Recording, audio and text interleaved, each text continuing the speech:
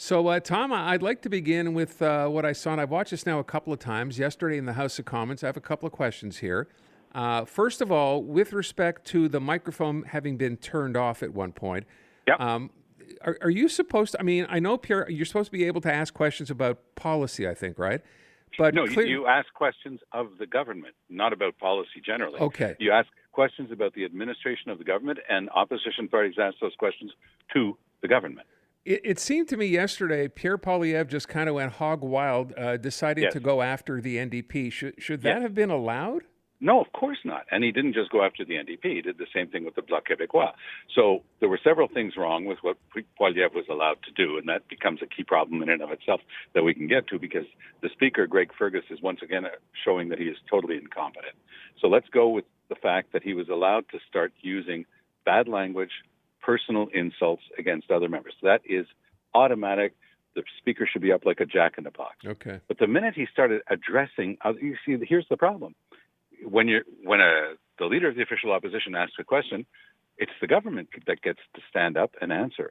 But Jagmeet Singh had no right to speak at that point. Yves-François Blanchet had no right to speak in response. So it was not only was he going hog wild, to use your expression, but he was completely lacking in any sort of class because he knew they couldn't answer him. So he went through a whole series of personal insults against Jagmeet Singh, and finally Singh stood up, walked over to him, and said, "I'm here, bro. Go ahead." A little bit like he had done outside Parliament. Right. Repeat that to me. Now, Fergus was not there. He was AWOL. I don't know what Well, he was there. He was sitting there. He just I know did he was nothing, there, right? but He was what sitting I'm on his saying hands. is he was completely out of the picture. Right. He had one of his senior people, one of the clerks at the table, walk up to him and say, "Oh, by the way, Article 1 of the rules about question period is this is to ask questions to the government about administration of the government. This isn't allowed." And then Fergus, the furthest Fergus got was, this is difficult for the president because, no, it's not about you, Mr. Fergus. It's about the institution. There are rules. You're supposed to know the first rule about question period. Apparently you don't because you let Pierre Poilievre get away with doing things that were completely illegal under the rules of the House of Commons, and it nearly came to blows from all the reports because it has to be reports. You're quite right, Aaron. The microphones get cut off the minute the Speaker stands. So for most of this set to, we don't even have audio, and we have no video whatsoever. So it's based on the reports, some of them quite detailed in the newspaper since yesterday. So the second half of my question, based on what happened there, Tom, on the incident was Jagmeet Singh got up, walked. He didn't walk right up to his face, but he did walk into the aisle. In other words, he got up from his seat, walked into the aisle, and said this, "I'm right here, bro," in that kind of challenging way. Yeah. Is Jagmeet Singh beginning, and I don't know a better way to put this, but beginning to lose it a little bit? You had the thing that happened the day before, walking up to a heckler's face and kind of challenging him. And yesterday, you had the impression of someone had said, "Yeah, we would have had a fight in the House of Commons." I think it was very close. Yeah, and I've seen that once in my career. It was a guy named Peter Van Loan, who was then the House Leader of the Conservatives, who nearly came to blows with my House Leader, who's a fellow named Nathan Cullen. And I can tell you it was a very terse conversation, and I was sitting right beside him. And I have to say, Peter MacKay deserves all the credit for cooling things down and walking Van Loan back to his seat, because he did something you're absolutely not allowed to do, which is to leave your seat and cross over. So Singh has absolutely no justification whatsoever for breaking that fundamental rule, getting out of his seat and walking over in a challenging way to another member. I do think that I hope he takes a long weekend off because after the week that he's been through with the event that was on the Hill, that got a lot of positive coverage for him standing up to crackpot bullies. Here, I kind of agree with you that he has to be a little bit more careful with his own personal behavior, because it's true that all the fault was on the shoulders of Poilievre for doing something he's not allowed to do. Fergus was absolutely incompetent, but Singh had no excuse for pushing it to that other extent. He had other recourses that he could and should have used.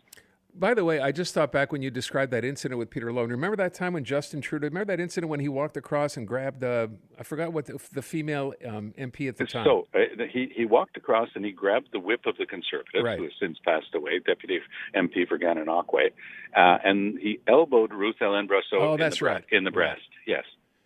Well, that was the last time anything even came close to this, I think. Yeah. Okay. And that was a horrible event. Yeah, I remember. Just showed, by the way, Trudeau's very good at apologizing. that was the first in a very long series of apologies that he's put together. But the journalists used to give him a lot of free rein.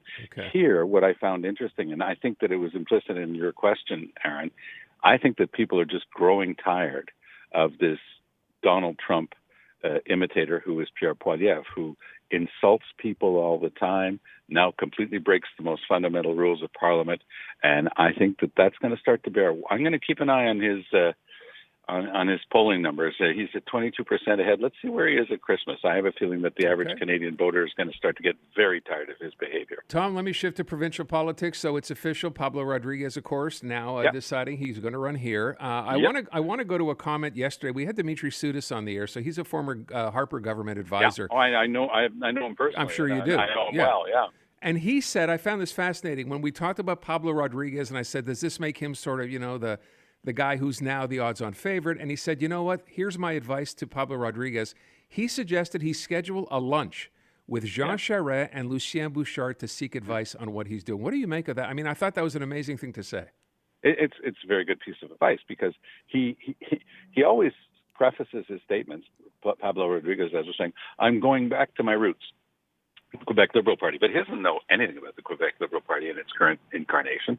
So he's sort of making that up. And so talking to Jean Charest, I think, would be very good advice. Because Charest was, before Couillard, was a very long-serving Quebec premier from the Liberal Party, and he probably could give him some advice. But I also think that the idea of speaking with Lucien Bouchard, nothing wrong with that, but of course he was a dyed-in-the-wool separatist when he was in politics. I'm not in Quebec City, so I'm not sure that would necessarily be the best fit. Okay. I would ask, by the way, does this, to the first part of my question, does this, his now, as a former federal minister, now in the race, does this make him the odds-on favorite in your opinion? Oh, anything but. I think his chances of winning are slim to none. Oh. Precisely because he's, when people, there's one of those cars that says just married and you're pulling all the casseroles on a string. Well, this guy, every time he walks around, he's got a string with casseroles on it making tons of noise. And it's all the stuff that he did when he was in Ottawa that got people in Quebec City upset and the Quebec politicians upset. So there's a very, very, very, very long list of things that Pablo Rodriguez, as a federal politician, did that will not go over well in Quebec. And no, I don't think that he's going to, in any way, shape, or form, have a real chance of becoming the leader of the Quebec Liberal Party. I do like him. I find he's got spunk. I think he's got charisma. He's got energy. But this is a different game. This is going to be pirates over the edge of the ship with the daggers in between their teeth. This is going to be a knockdown, drag-out fight. I don't think that either of the former federal politicians, Denis Coderre or Pablo Rodriguez, are going to win this thing in any way. Wow. Okay. I would ask, though, as well, his decision to finally go ahead and say, yes, I'm going to run, I'm imagining because we've been talking about this now for weeks, must have come with an indication that someone inside that Liberal Party now provincially, or some people, a group, urged him to do this and support him. So would that not be in his favor? Well, he's apparently going to get a couple of people coming out for him. We know that Desiree McGraw was one of them, but she's not a very high-profile MNA. So we'll see who else comes out. He's going to have to present a team. He'll probably have some good organizers. But, the very fact that he wants to ask Canadian taxpayers to pay him a $200,000 a year salary while he's running for this thing because he wants to save us money and the expense of a by-election, that was pure baloney, and everybody can see through it. So if you're going to start off on that sort of weak footing, it doesn't go far. Okay. And if I take this further and ask you who from those announced so far, and we have 5 now, who you like or who you think stands the best chance, who would you say? Well, I think that Charles Mignard, who was the chief staffer at the Board of Trade, I think he's got a good chance. Chamber of Commerce fellow, really, it's going to be very interesting to see which one of them winds up with it. Carl Blackburn will be coming back, and I do think that he's got a chance. Okay. You okay?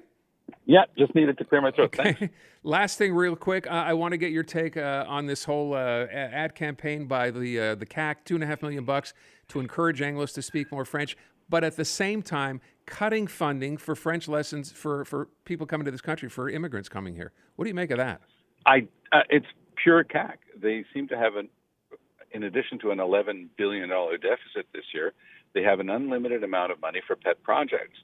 And anything that they can do to shore up their national credentials, including scolding the English-speaking community of Quebec, which is by far the most bilingual community we've ever had. The level of bilingualism, especially amongst young people, is unbelievable. The ones who choose to stay here, because it's becoming tougher and tougher to make that decision to stay here, they get along fine in French. I don't know anybody who needs a lesson from François Legault in speaking more French. And we will leave it at that. Tom, thanks so much. Have a All good the best. weekend.